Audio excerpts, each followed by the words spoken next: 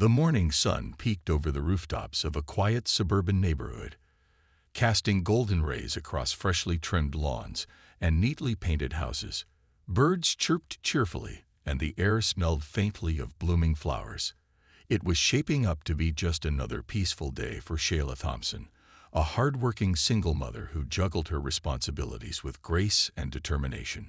Shayla lived in a cozy little house she'd worked tirelessly to make a home for herself and her two children, Aiden, 14, and Mia, 8. As usual, Shayla started her day early. She prepared breakfast while humming a tune, glancing occasionally at the clock to ensure Aiden didn't miss his school bus. The kitchen counter was cluttered with cereal boxes, juice cartons, and last night's dishes waiting to be cleaned. Despite the chaos of raising two kids on her own, Shayla took pride in keeping things together. Her job as a nurse at the local hospital kept her busy, but it also gave her purpose. Every paycheck was a step toward giving her kids the best life possible. After finishing breakfast, Shayla stepped outside to grab the newspaper from her driveway. The cool breeze brushed against her face, and she paused for a moment to take in the tranquility of the morning. But something felt off. Across the street, an unfamiliar car sat idling near the curb. Its dark-tinted windows reflected the sunlight, making it impossible to see inside. Shayla frowned slightly but shrugged it off, assuming it belonged to one of her neighbor's visitors. Just as she turned to head back indoors, two figures approached her driveway. They were police officers, their badges gleaming under the sunlight. One was tall and broad-shouldered, while the other was shorter but equally imposing. Their expressions were stern, almost intimidating. For a split second, Shayla's heart skipped a beat. What could they possibly want? "Good morning, ma'am," the taller officer said, his voice curt. "We're responding to a complaint about suspicious activity in this area. Mind if we ask you a few questions?" Shayla blinked, caught off guard. Suspicious activity. In her driveway. She glanced around, half expecting to spot someone lurking nearby. But all she saw were empty streets and sleepy homes. Still, she forced a polite smile and nodded. "Of course, officer. Is everything okay?" The officers exchanged a glance before launching into their line of questioning. At first, their tone seemed professional enough.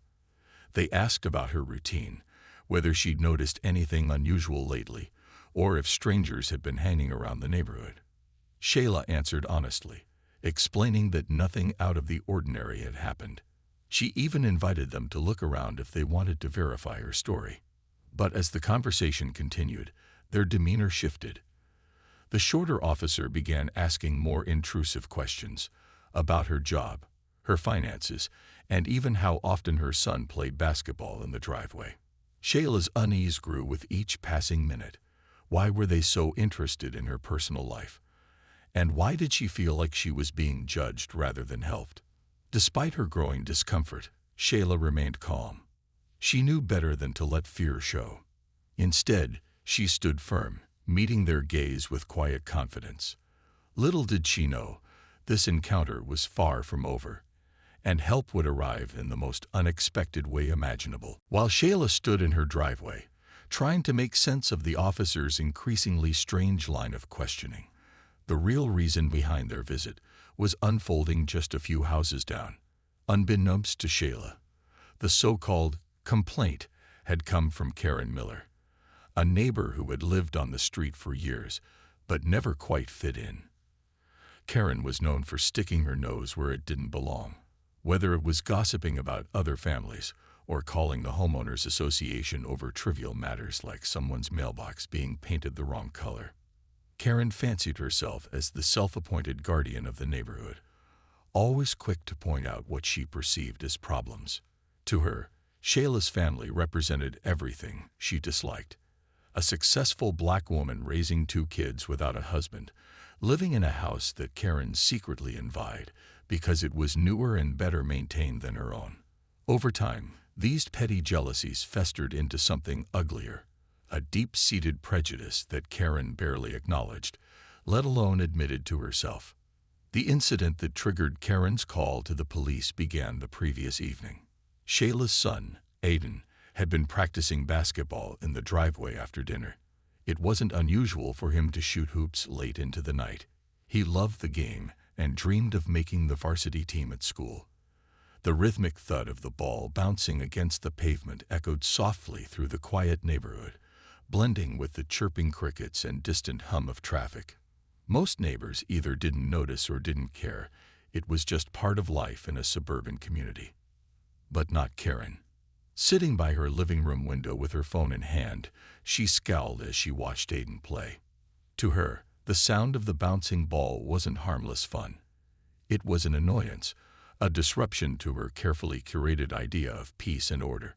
Her lips curled into a sneer when she saw Shayla step outside briefly to cheer Aiden on.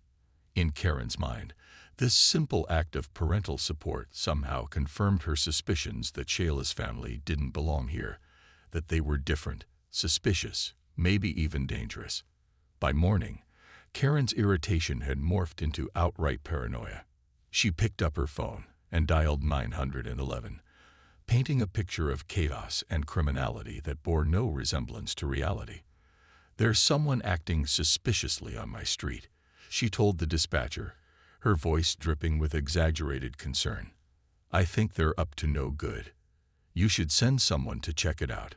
When the officers arrived, Karen eagerly filled them in on her version of events, embellishing details to suit her narrative.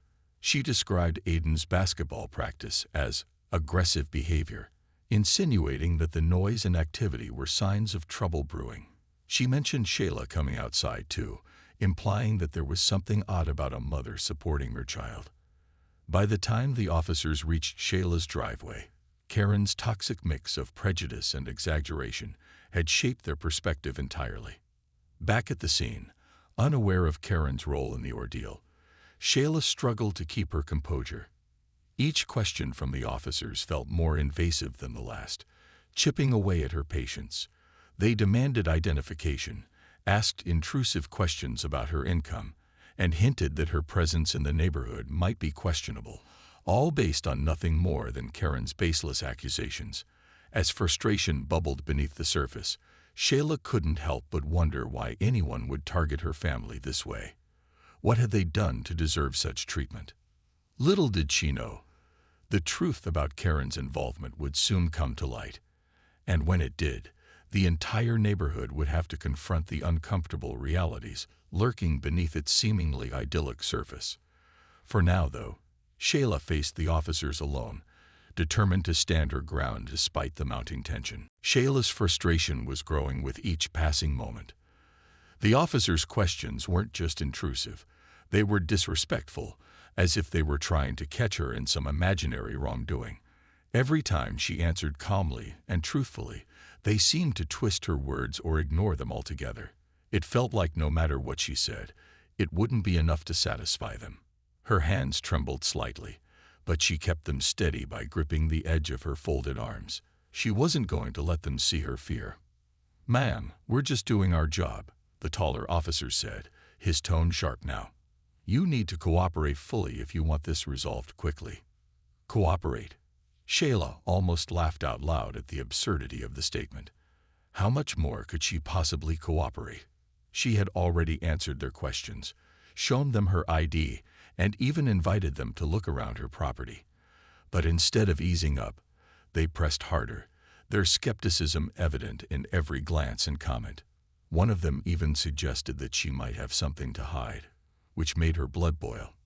"I'm not hiding anything," Shayla replied firmly, her voice steady despite the anger bubbling inside her. "If you think there's a problem, then tell me exactly what it is. Otherwise, I'd appreciate it if you stopped wasting my time." The shorter officer frowned, clearly irritated by her defiance. He exchanged a glance with his partner before taking a step closer to Shayla. "We've received reports about unusual activity around here. We're just following protocol. Maybe you can explain why your son was playing basketball so late last night." Shayla stared at him, incredulous. Was he serious? Playing basketball was now considered suspicious behavior. She opened her mouth to respond when the sound of tires crunching against gravel interrupted the tense standoff. Everyone turned toward the street as a sleek black SUV pulled into the driveway, its engine purring smoothly before coming to a stop. For a brief second, the world seemed to freeze. The officers exchanged uneasy glances, their postures stiffening as the driver's door opened. Out stepped Marcus Thompson, Shayla's younger brother. Tall, broad-shouldered, and exuding an aura of quiet authority, Marcus cut an imposing figure. His dark sunglasses shielded his eyes, but the set of his jaw and the deliberate way he moved spoke volumes. He wore casual clothes, a plain gray t-shirt and jeans, but there was nothing casual about his presence. Even the way he carried himself screamed discipline and control. The officers instinctively took a half-step back, their confidence wavering under Marcus's unspoken dominance. They didn't know who he was yet, but they could feel it. This man was different. Shayla, on the other hand, felt a wave of relief wash over her. She hadn't been expecting Marcus. He was supposed to arrive later in the week during his leave from the military. But seeing him now, standing there like a protective wall between her and the chaos, filled her with a renewed sense of strength. "What's going on here?" Marcus asked, his deep voice calm but commanding. He glanced at Shayla first, silently asking if she was okay. When she nodded slightly, he turned his attention to the officers. "Who are you, and why are you questioning my sister?" The taller officer cleared his throat, suddenly looking uncomfortable. "We're responding to a complaint, sir. Just routine inquiries." "A complaint?" Marcus raised an eyebrow, his expression unreadable behind his sunglasses. "About what exactly?" The officers hesitated, their earlier bravado crumbling under Marcus's unwavering gaze. Sensing the shift in dynamics, Shayla stepped forward. "They claim someone reported suspicious activity," she explained, her voice tinged with sarcasm. "Apparently, Aiden playing basketball is enough to raise red flags these days." Marcus's lips pressed into a thin line. He didn't say anything right away, letting the weight of the situation sink in. Then, without another word, he gestured for Shayla to follow him inside. As they walked toward the house, the officers trailed behind awkwardly, unsure of how to proceed. For the first time since their arrival, they looked uncertain, and rightfully so. Whatever they had expected when they showed up at Shayla's doorstep, this wasn't it. And they were about to learn that messing with the wrong family came with consequences. As Marcus led Shayla back toward the house, his presence seemed to fill the entire space, commanding attention without a single raised voice or aggressive gesture. The officers followed hesitantly, their earlier confidence replaced by visible unease. They exchanged quick glances, silently debating whether they should try to regain control of the situation or simply let this unexpected turn play out. Neither option felt particularly appealing. Inside the living room, Marcus took a seat on the couch, his posture relaxed yet authoritative. He motioned for Shayla to sit beside him, while gesturing for the officers to take the chairs across from them. It wasn't a request. It was an unspoken order, delivered with such calm authority that neither officer dared to object. As they settled into their seats, Marcus finally removed his sunglasses, revealing sharp, piercing eyes that missed nothing. His gaze swept over the officers, studying them intently before he spoke. "So," Marcus began, his tone measured but firm, "let's start from the beginning. Who called this in? And why is my sister being treated like a suspect?" The taller officer cleared his throat, fumbling for words. "Sir, we received a complaint about unusual activity in the area. We're just following up to ensure everything is okay." Marcus leaned forward slightly, his elbows resting on his knees. "Unusual activity," he repeated, his voice dripping with skepticism. "Like what?" "My nephew playing basketball. That's your idea of suspicious behavior." The shorter officer shifted uncomfortably in his chair. "It's not just that, sir. There were concerns." "Concerns?" Marcus cut him off, raising an eyebrow. "Concerns based on what? Facts? Evidence? Or someone's vague, unsubstantiated claims?" The room fell silent. The officers glanced at each other again, clearly struggling to respond. They had arrived at Shayla's home expecting compliance, maybe even a bit of fear. Instead, they found themselves facing a man who radiated competence and demanded accountability. It was clear to everyone present, including Shayla, that Marcus wasn't someone who could be easily intimidated. Shayla watched her brother with quiet admiration. She'd always known Marcus was exceptional. Growing up, he'd been the kind of person who naturally took charge, whether it was organizing neighborhood games as kids or stepping in to protect her from bullies at school. But seeing him now, in full protective mode, reminded her of just how extraordinary he truly was. This wasn't just her little brother anymore.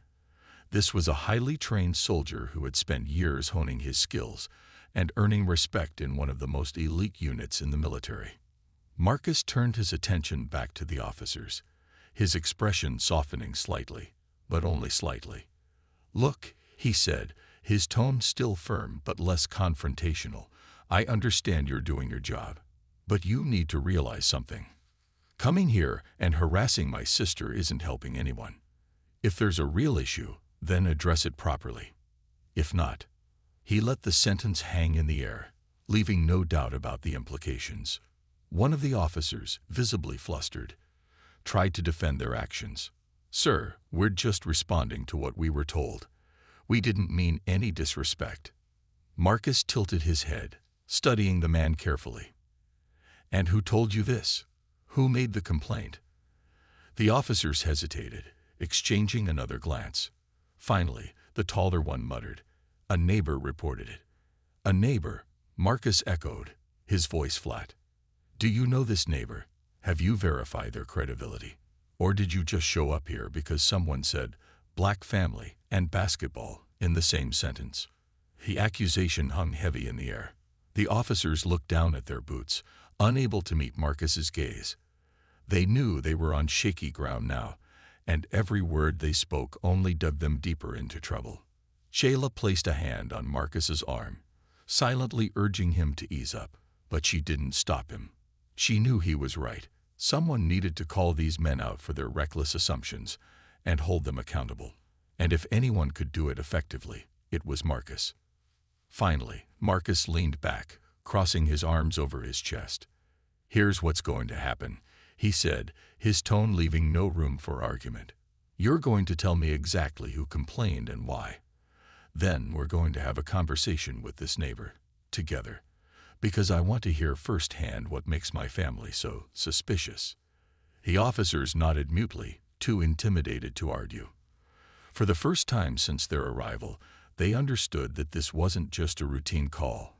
This was personal, and Marcus wasn't about to let them walk away without answers. With the officers now visibly on edge, Marcus stood up and gestured for them to lead the way. "Let's go," he said firmly, his tone leaving no room for hesitation. "I want to meet this neighbor who thinks my family is so suspicious." The taller officer hesitated, glancing nervously at his partner before finally nodding. "All right, sir. We'll take you there." As they stepped outside, Shayla followed closely behind Marcus, her heart pounding with a mix of apprehension and determination. She had never imagined things would escalate this far, but she trusted her brother completely. If anyone could handle this situation, it was Marcus. His commanding presence alone seemed to shrink the officer's bravado into something almost pitiful. The group walked down the street, drawing curious stares from other neighbors peeking through their windows or standing in their driveways. News traveled fast in this quiet suburban neighborhood, and it didn't take long for whispers to spread about what was happening. Some people looked concerned, others seemed intrigued, but no one dared intervene as Marcus strode confidently toward Karen Miller's house, flanked by the two officers and his sister. When they reached Karen's driveway, Marcus stopped abruptly and turned to the officers. "Which house?" he asked, though it was clear he already knew. The neatly manicured lawn and pastel-painted exterior matched the image Shayla had described. Karen's obsessive need for perfection extended even to her choice of home decor.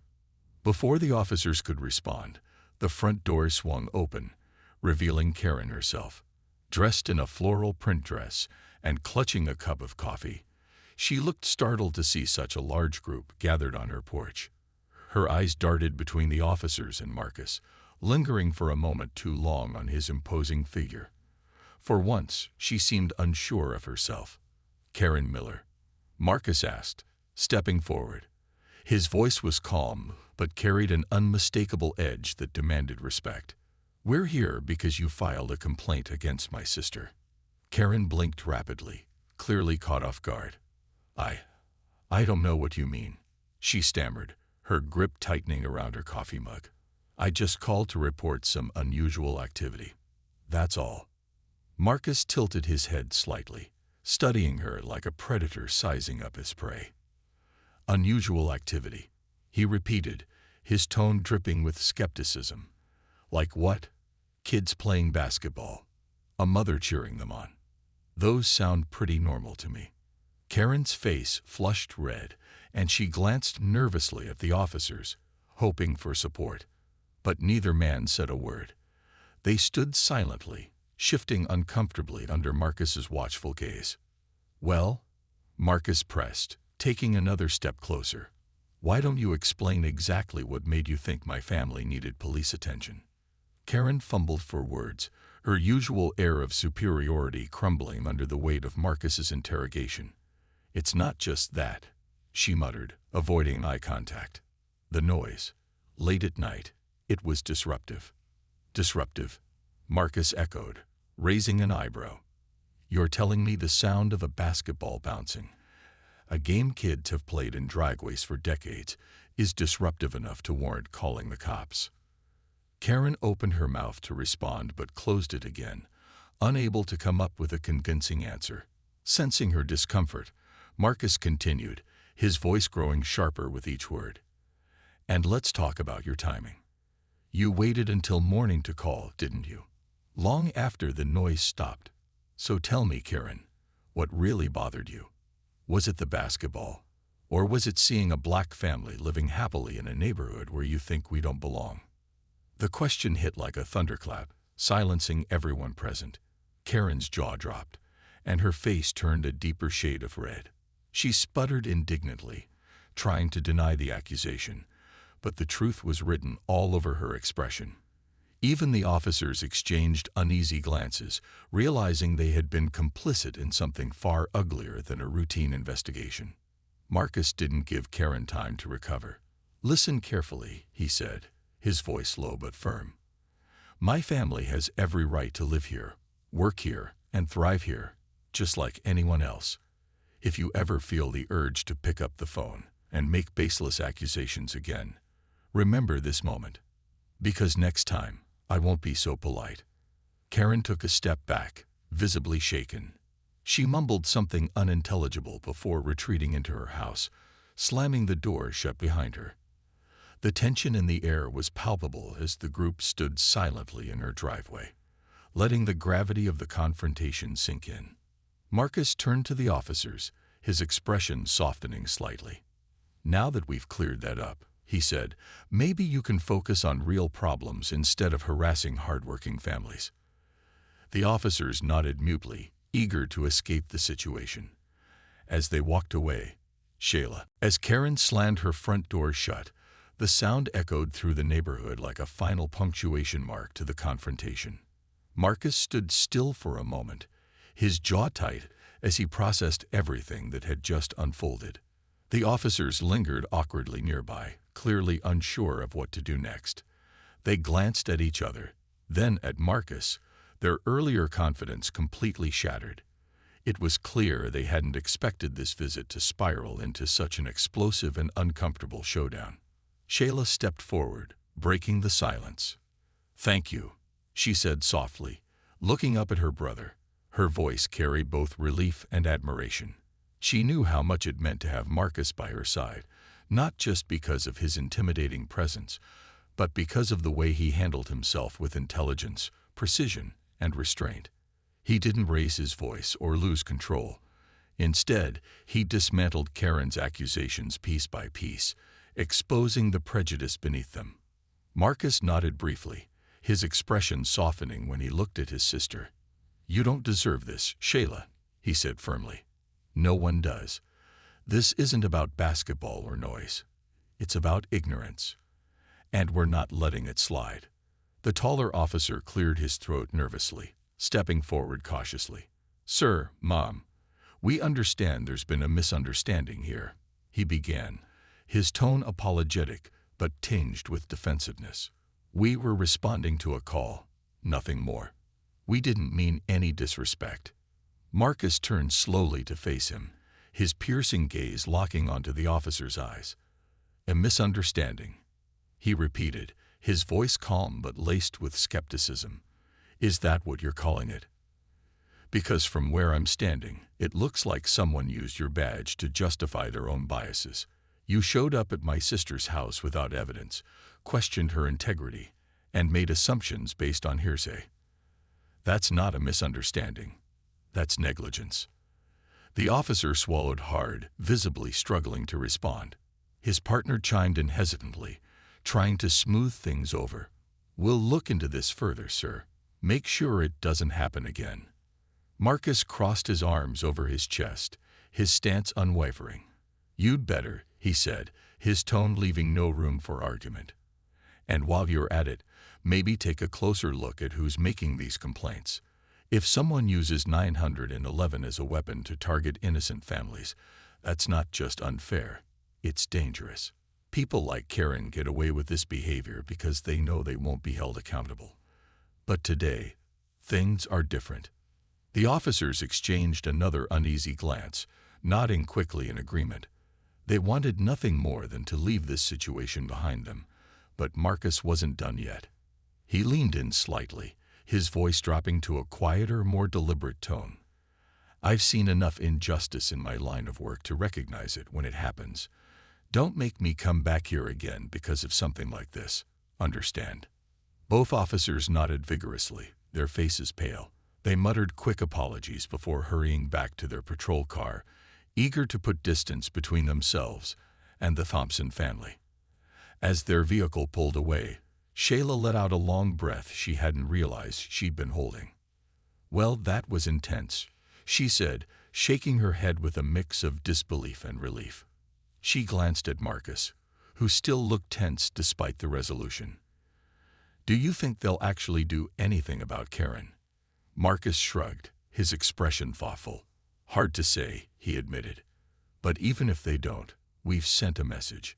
Karen knows now that she can't hide behind anonymous calls or false accusations. And those officers, they'll think twice before blindly following up on baseless complaints in the future. Shayla nodded, feeling a renewed sense of strength. For years, she tried to keep her head down, focusing on raising her kids and building a good life for them. But moments like this reminded her that staying silent only gave people like Karen more power. Standing up, even when it felt scary, was the only way to create change. You're right, she said, her voice steady. This isn't just about us. It's about everyone who's ever been treated unfairly because of the color of their skin or where they live. We can't let them win. Marcus smiled faintly, placing a hand on her shoulder. That's my sister, he said proudly, always thinking bigger than yourself. As they walked back toward the house, the neighborhood seemed quieter than before, as if holding its breath after witnessing the drama unfold. Neighbors peeked through curtains or pretended to water their lawns, avoiding eye contact with the Thompson siblings. Shayla noticed but didn't care. Today wasn't about pleasing others. It was about proving that they belonged here, just as much as anyone else. And with Marcus by her side, she felt ready to face whatever came next. By the time Shayla and Marcus returned to their driveway, the sun had climbed higher in the sky, casting long shadows across the pavement. The confrontation with Karen and the officers felt like it had stretched on for hours, but in reality, only a short while had passed since the SUV first pulled into the driveway. Still, the weight of what had happened lingered heavily in the air. Shayla could feel the tension slowly easing from her shoulders, replaced by a mix of exhaustion and quiet triumph. She glanced at Marcus, who was scrolling through his phone, likely jotting down notes about the incident. What are you doing? She asked curiously, leaning against the hood of his SUV.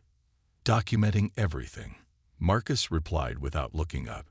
His fingers moved quickly over the screen as he typed out details, the officers' names, badge numbers, the sequence of events, even snippets of dialogue he remembered verbatim. If this ever happens again, and I pray it doesn't, we need proof. Accountability starts with documentation. Shayla nodded thoughtfully. She'd always trusted Marcus's instincts, and his military training had taught him the importance of preparation.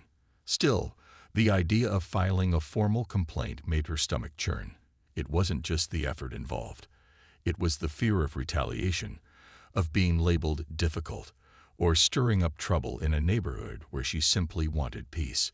But deep down, she knew Marcus was right. Staying silent wouldn't protect her family. It would only embolden people like Karen. "I'll help you draft the complaint," Marcus said, sensing her hesitation. He put his phone away and turned to face her, his expression softening. "You don't have to do it alone. We'll make sure they understand how serious this is. If they won't take action, we'll escalate it higher. Internal affairs, community boards, whatever it takes." Shayla sighed, running a hand through her hair. "I just wish we didn't have to fight so hard for basic respect," she admitted quietly. Her voice carried a tinge of sadness, not just for herself, but for all the others who faced similar battles every day.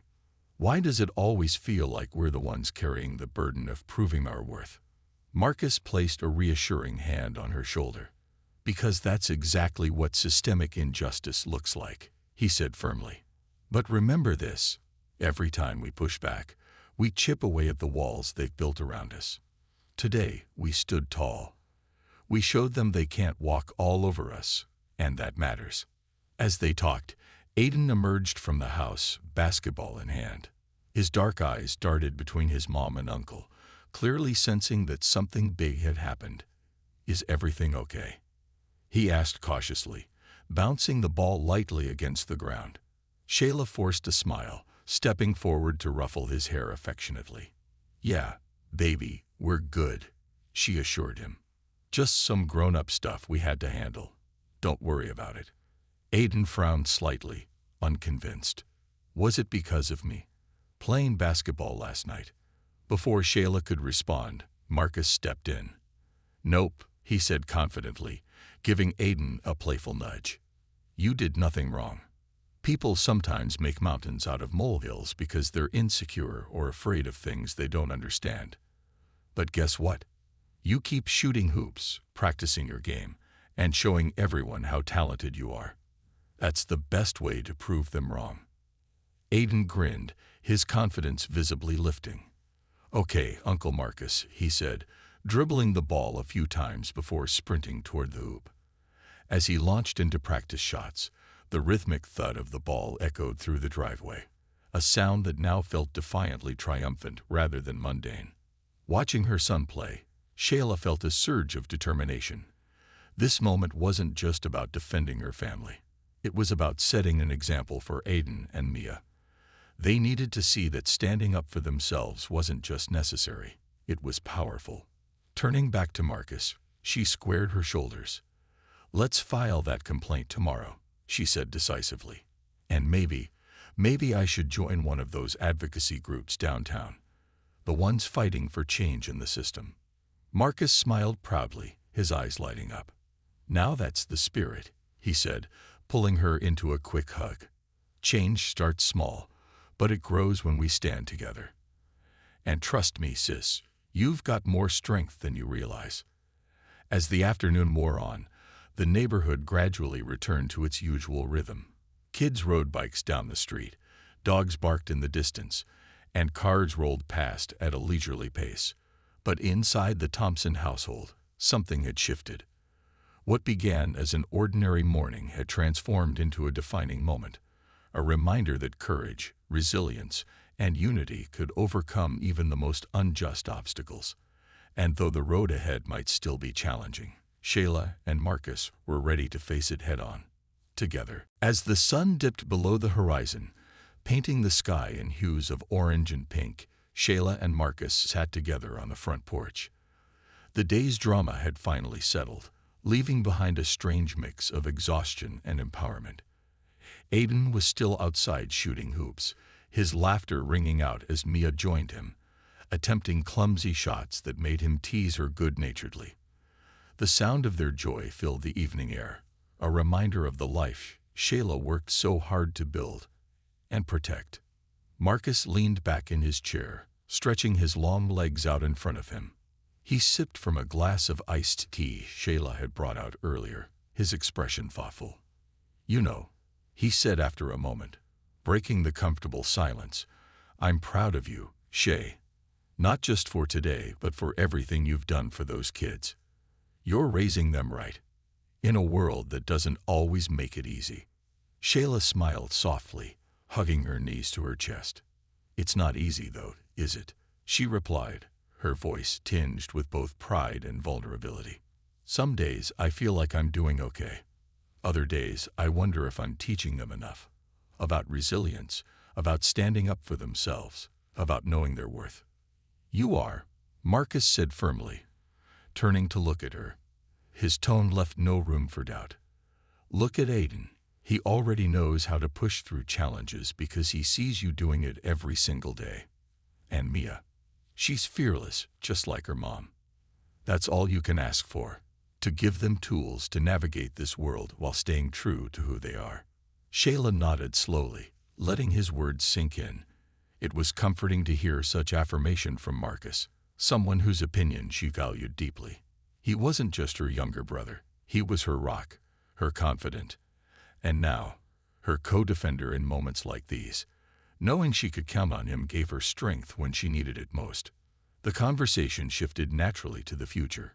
Shayla shared her thoughts about joining an advocacy group focused on racial justice and police accountability. "I think it's time I step up," she admitted. "Not just for me, but for other families who might not have someone like you showing up in their driveway when things go wrong." Marcus grinned, nudging her playfully. "Hey, don't sell yourself short," he said. "You didn't need me to handle those officers. You were holding your own just fine before I showed up. But yeah, getting involved in advocacy work, that's huge. If anyone can inspire change, it's you." They talked late into the evening, mapping out next steps.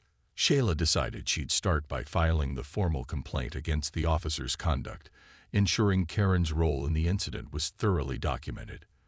From there, she planned to attend local meetings, connect with community leaders, and educate herself further on systemic issues affecting marginalized groups. It felt daunting, but also exciting. A chance to turn frustration into action. As the stars began to twinkle overhead, Aiden and Mia came bounding up the porch steps, sweaty and breathless from their game. "Mom, can we get pizza tonight?" Aiden asked, flopping onto the wooden floorboards dramatically.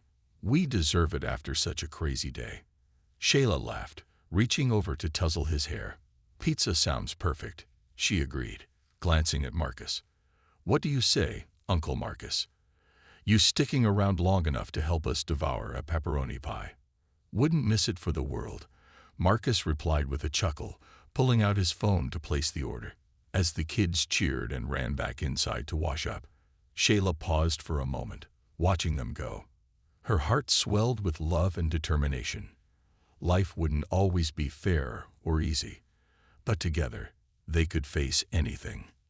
Later, as the family gathered around the dining table, laughter filling the room and pizza disappearing slice by slice, Shayla felt a profound sense of gratitude. Today had been tough, but it had also been transformative. It reminded her of the power of unity, the unshakable bond between siblings, parents, and children. And though the fight for justice was far from over, she knew one thing for certain: her family would keep standing tall, no matter what challenges lay ahead.